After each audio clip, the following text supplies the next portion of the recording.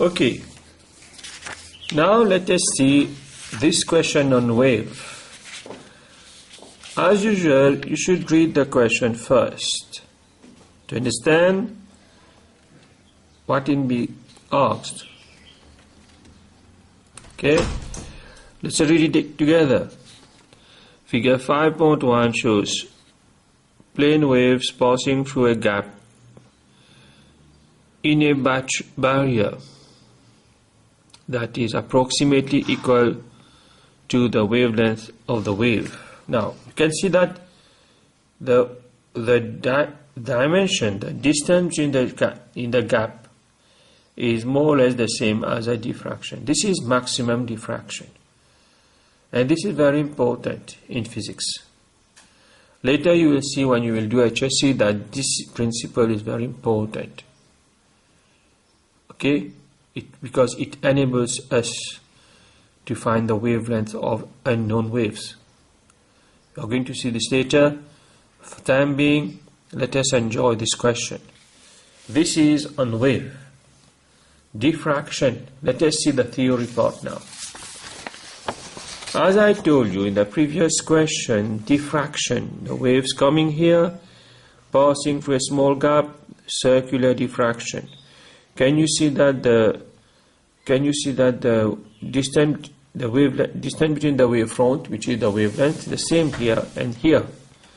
You have to draw an arrow to show the incident ray, and arrows here to show how it is diffracted. Okay. Now, if the gap is larger, 6 times, 4 times more, then it is less diffracted. So it is more or less the same, but with a curved end. Okay. Now let us see the question. Instead, the name given to the wave property is this diffraction. Okay. Now here I will show you the original paper. In the original paper, in the space below, carefully draw the pattern that would be obtained if the gap were increased 6 times. 6 times. Put it here, you can read it, can stop it and read it. In the space below, carefully draw the pattern that would be obtained if the gap were increased 6 times. Now, this is a small gap. What you have to do, you have to measure this and multiply it by 6. Then you draw things like that. I put the obstacle here with the barrier, and then I measure 6 times the distance here. Okay, I put it here. Maybe the examiner will check whether you are intelligent. Now the rays coming here, I put an arrow here, and here also the wavelength the same. Okay, be careful. Draw the arrow here to show where it is changing direction with the curved ends. You will get marked for that. Okay. So you can see that the diffraction pattern not the same, depend on the gap. Okay. Now what is transverse waves? What is transverse waves? Can you read it? The effect in figure 6.8.1 is often shown using water waves on a tank. Now if you want to have more detail on wave theory and on transverse waves, you have to look in my wave theory video. Okay, in wave theory video I will explain this in more details, but for the time being let us have fun with this answer. The straight dipper, you know straight dipper? You know straight dipper? I will show you what is a straight dipper. Give me 1 minute.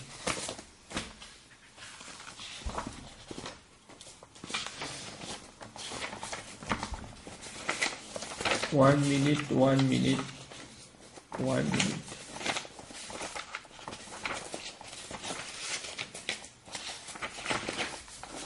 So this is a straight dipper. This is a ripple tank, and this is the straight dipper. Can you see the straight dipper? Right. It is the straight dipper when moving. Now this is in gloss. This is in gloss, the ripple tank. The base is in gloss. There is water in it, and the small motor here. The motor will move up and down. It cause the dipper to move up and down, and this is connected to a battery and rheostat.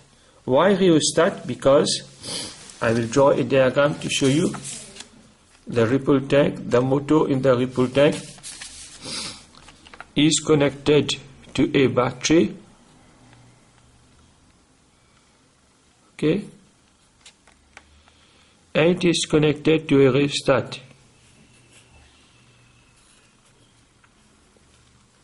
So that when we can control the speed of the movement of the dipper by decreasing the current. Okay, so the dipper will move up and down, up and down, up and down like that. It will make wave on it. Now we use a barrier to study the wave. We never study the wave on the wave itself. We put a light here, a lamp. The lamp below the ripple tank, can you see a white board? The wave will form wave front on the white paper below, on the white board below. Okay, so we can write on it, we can study it, the pattern. This is the straight barrier. So in a transverse waves, when the straight dipper transfer energy, so when the straight dipper moves down, it transfers the energy to the water molecules. So what happens? The straight dipper transfer energy to the water molecules, which then vibrate up and down at right angles to the wave direction. So when the wave is at right angle,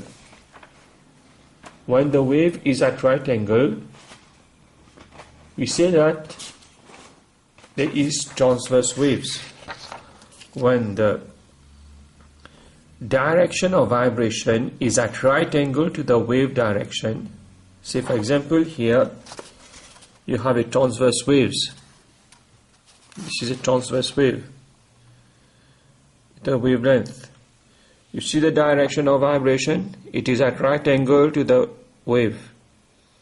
Direction of vibration, you can see here, direction of vibration moving perpendicularly at right angle to the direction travels of waves. So this is a transverse wave. Okay, now this is the answer. I hope you enjoy the question. Okay, and in some details you will have it in the wave theory. Otherwise the question will become lengthy. Okay, good.